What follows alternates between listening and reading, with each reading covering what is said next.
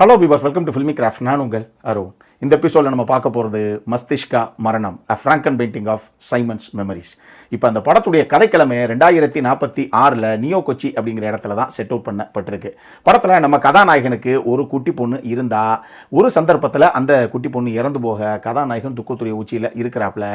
இவருக்கு அந்த விஷயத்தை மறக்கணும் அப்படின்னா இவர் கையில் கிடைச்ச ஒரே ஒரு விஷயம் விஆர் கேம்ஸ் தான். சராமரியாக கேமிங் விளையாண்டு தள்ளுறாப்புல நம்மளால். இதுலையும் இந்த விஆர் கேம்ஸை பொறுத்தளவுக்கு இவர் ஒரு சில ஆளுகளுடைய மெமரிக்குள்ளெல்லாம் போய் இந்த என்டிஇ என்று அழைக்கப்படுற நியர் டெத் எக்ஸ்பீரியன்ஸ் அப்படிங்கிற விஷயங்களையும் இவர் எக்ஸ்பீரியன்ஸ் பண்ணிக்கிட்டே இருக்கிறாரு. இப்படி ஒரு தருணத்தில் இந்த கதைக்களம் நடக்கக்கூடிய அந்த காலகட்டத்தில் சூப்பர் ஸ்டார்டத்தில் இருக்கக்கூடிய ஒரு ஹீரோயின் அவங்களுடைய பிரைவேட் மெமரியை அக்சஸ் பண்ணக்கூடிய வாய்ப்பு நம்ம கதாநாயகனுக்கு கிட்டும்போது ஆசை யாருக்கு விட்டுச்சு?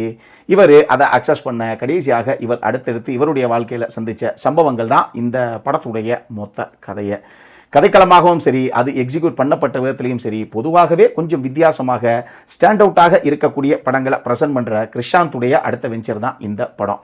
இந்த படத்துடைய ஒரு சில காட்சிகளை பார்க்கும்போது நிச்சயமாக வெறும் பேப்பர் எடுத்துகிட்டு போய் ஆன் த ஸ்பாட்டெல்லாம் இம்ப்ரவைஸ் பண்ணவே முடியாது. முதல்லையே ப்ராப்பராக ரைட்டிங்கில் நீங்கள் இருக்கணும். இதைத்தான் நம்ம கொண்டு வர போகிறோம் அப்படிங்கிற அந்த கிளியர் கட்டான விஷன் உங்களுக்கு இருக்கணும். அப்படி ஒரு சில காட்சிகள் இந்த படத்தில் இருக்குது.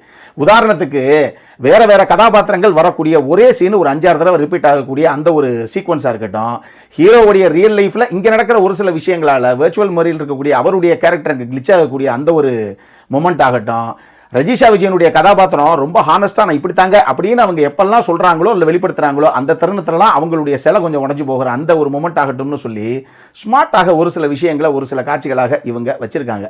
அதே நேரத்திலேயே எப்போ அந்த ஏழைகளுக்கும் பணக்காரங்களுக்கும் இடையில் இருக்கக்கூடிய அந்த கேப் இருக்கு பாருங்க, அது இன்னும் 200 வருஷமாக இருந்தாலும் கேப்பாக தான் இருக்கும் அப்படிங்கிற விஷயத்தை அவங்க பேசினதாக இருக்கட்டும். வாயரிசம் அப்படிங்கிற அந்த விஷயத்துக்கு வயசும் சரி, சோஷியல் ஸ்டேட்டஸும் சரி, எங்கேயுமே எதுவுமே ஒரு பொருட்டு கிடையாது அப்படிங்கிற விஷயத்தை அவங்க பேசினதாகட்டும்னு இன்னமும் ஒரு சில விஷயங்களை ரொம்ப சுவாரஸ்யமாக பக்காவாக பண்ணியிருக்கு இந்த டீம். இவங்க மேக்கிங்காகவே இந்த படத்தை சும்மா மிரட்டி விட்டுருக்காங்க. அதுக்கு டெக்னிக்கல் சைடில் கான்ட்ரிபியூஷன் மிகப்பெரிய அளவில் இருந்திருக்கு.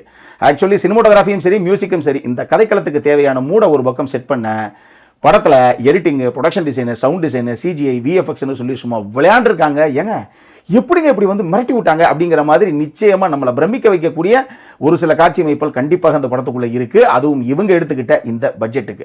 இந்த படத்துடைய இன்னொரு பலம் என்ன அப்படின்னா ரஜிஷா விஜயனுடைய பர்ஃபார்மன்ஸ் தான். உண்மையாக சொல்லணும் அப்படின்னா கேத்தி பேட்ஸ் மாதிரி, டெமி மோர் மாதிரி, இல்லை மார்கா ராபி மாதிரி ஃபினாமினல் ஆக்ட்ரஸ் எல்லாம் புல் ஆஃப் பண்ண வேண்டிய ஒரு கேரக்டர் அந்த லெவலுக்கு எழுதி ரஜிஷா விஜயன் சும்மா பிச்சு படம் எடுத்திருக்காங்க. அவுட்ஸ்டாண்டிங்கான ஒரு பர்ஃபார்மன்ஸ் அப்படின்னு நான் சொல்லுவேன். குறிப்பாக அந்த கிளைமேக்ஸ் சீக்வன்ஸ் அவங்க எப்படி ஹேண்டில் பண்ணுறாங்க அப்படிங்கிற அந்த விதத்திலேயே என்ன பர்ஃபார்மன்ஸ் இல்லை அப்படிங்கிற ஒரு ஃபீலை நிச்சயமாக நமக்குள்ள கொடுத்துட்றாங்க. அவங்க போக நிரஞ்ச் மணியன் பிள்ளை ராஜு அவராகட்டும், அண்ட் ஜமீலா சலீம் அவங்களாகட்டும், திவ்ய பிரபாவாகட்டும், ஜெகதீஷ் ஆகட்டும்னு சொல்லி நிறைய ஆர்டிஸ்ட் அட்டகாசமான பர்ஃபார்மன்ஸை அங்கங்கே விட்டுட்டு போயிருக்காங்க. ஈவன் சப்போர்ட்டிங் காஸ்ட் நிறைய பேர் இருக்காங்க. எல்லாருமே அவங்கவங்க எடுத்துக்கிட்ட கதாபாத்திரத்துக்கு என்ன தேவையோ ரொம்ப நேர்த்தியாக நீட்டாகவே கொண்டு வந்திருக்காங்க ஸ்க்ரீனில். சரி, இதெல்லாம் ஒரு பக்கம் இருக்கட்டும். இந்த படத்தில் என்ன சார் பிரச்சனை அப்படின்னு கேட்டிங்கன்னா, என்ன பொறுத்தளவுக்கு மொத்த படமும் பார்த்து முடிச்சதுக்கப்புறம் சார் இந்த படமே பேசிக்காக இன்டெலெக்சுவல்ஸுக்கான ஒரு படமோ, இது லேமன் ஆடியன்ஸுக்கு எந்த அளவுக்கு முதல்ல புரியும், ஒர்க் அவுட் ஆகும் அப்படிங்கிற ஒரு பெரிய டவுட்டே எனக்கு வந்துருச்சு. அதுக்கு காரணம் என்ன அப்படின்னு கேட்டிங்கன்னா, நல்லா கேட்டுக்கங்க. Cheat codes, image profiling, digital duplicates, stem cell technology, skin bio engineering, cellular mitochondria அப்படின்னு இப்படி டேர்ம்ஸ் எல்லாம் யூஸ் பண்ணி வசனங்கள்லேயே இப்படி சர்வசாதாரணமாக இப்படி டேர்ம்ஸ் எல்லாம் யூஸ் பண்ணி உள்ள வச்சிங்க அப்படின்னா சாதாரண மக்களுக்கு எந்த அளவுக்கு இந்த அளவுக்கு நீங்கள் யூஸ் பண்ண அந்த ஹை கான்செப்ட் எல்லாம் கரெக்டாக புரியும், எல்லாமே தெளிவாக அவங்களால கிராப் பண்ணிக்க முடியும் அப்படிங்கிற ஒரு மிகப்பெரிய சந்தேகம் எனக்கு வந்தது.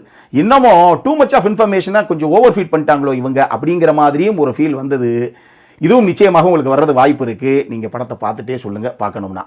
இதுக்கப்புறம் இந்த படத்தில் எங்க ஒன்று ஹீரோவுக்கோ இல்லை ஹீரோயினுக்கோ யாரோ ஒருத்தருக்கு ஏதோ ஒரு விஷயம் நடந்துடக்கூடாது, அவங்க ஏதோ ஒன்றில் மாட்டிடக்கூடாது அப்படிங்கிற ஒரு ஃபீலு எந்த கதாபாத்திரத்து மேலே எங்கேயுமே நமக்கு வரல. படமாக டெக்னிக்கலி சவுண்டாக ஒரு படம் போயிட்டு இருக்குல்ல, பயங்கரமாக இருக்குல்ல அப்படிங்கிற அந்த ஃபீலை கொடுக்குற அதே தருணத்தில் அது படமாக ஓடுதுங்க அப்படிங்கிற ஒரு ஃபீல் தான் நமக்கு வருதே தவிர எந்த ஒரு கேரக்டரோடையும் நமக்கு பெருசாக கனெக்டே சுத்தமாக இல்லாமல் போனதான் இன்னொரு மிகப்பெரிய பிரச்சனை. இதனாலேயே இந்த படம் 2.5 மணி நேரத்துக்குள்ளே தான் ஓடுது, 2.5 மணி நேரம் நெருக்கி ஓடுதுன்னு வச்சுக்கோங்களேன். ஆனால் எங்க ஒரு 3-3.5 மணி நேரம் ஓடுமா படம் அப்படிங்கிற மாதிரி ஒரு ஃபீலை தான் இந்த படம் கொடுக்குது. அவ்வளவு லென்த்தியாக இருக்குதோ அப்படிங்கிற மாதிரி இந்த ஃபீலையும் இந்த படம் எனக்கு கொடுத்துருச்சு. இதுவும் உங்களுக்கு வர்றதுக்கு வாய்ப்புகள் இருக்குது. மொத்தமாக இந்த படம் எப்படி இருக்குது அப்படின்னு கேட்டிங்கன்னா, வித்தியாசமான ஒரு எக்ஸ்பெரிமெண்டல் ஃபிலிம் அப்படிங்கிற கேட்டகரியில் தான் இந்த படத்தை நான் வைப்பேன். நீங்கள் முதல்ல இன்டெலெக்சுவலாக இல்லை ஒரு லேமன் ஆடியன்ஸா அப்படிங்கிறதெல்லாம் தெளிவாக டிசைட் பண்ணிவிட்டு அதுக்கப்புறம் அந்த படம் பார்க்கலாமா வேணாமா அப்படிங்கிற அந்த காலை நீங்கள் எடுத்துக்கங்க. நம்மளை பொறுத்தளவுக்கு ஸ்ட்ரிக்ட்லி ஒன் டைம் வாட்ச் தான் இந்த படம். அடல் கானடை பொறுத்தளவுக்கு மெச்சூர்ட் அடல்ட்ஸுக்கு இருக்கக்கூடிய ஒரு சில விஷயங்கள் அங்கங்கே லைட்டாக வசனங்களில் உள்ளே வந்துட்டு போகுது. இதை மட்டும் மைண்டில் வச்சுக்கோங்க. இந்த படம் UA 16+ தான். இந்த படம் நம்ம ஊர் தியேட்டர்ஸ்லேயே இங்கிலீஷ் சப்டைட்டில்ஸோட அவைலபிளாக இருக்குது. அப்புறம் என்ன, இதே மாதிரி இன்னொரு வீடியோவோட அடுத்த முறை உங்களை சந்திக்கிற வரைக்கும் இட்ஸ் அருண் சைனிங் ஆஃப்.